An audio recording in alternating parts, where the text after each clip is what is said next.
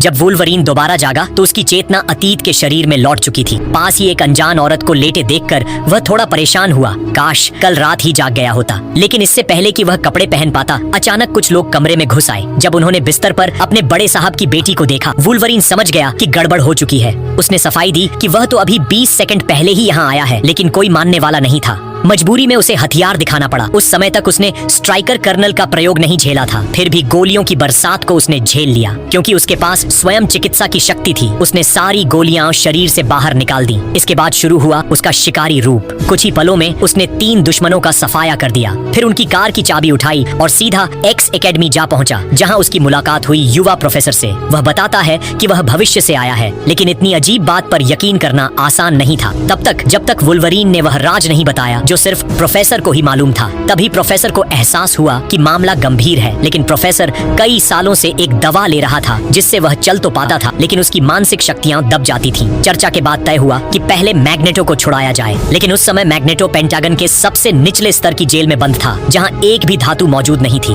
वहां से उसे निकालना बेहद मुश्किल था, इसलिए जरूरत पड़ी एक और साथी की, क्विकसिल्वर।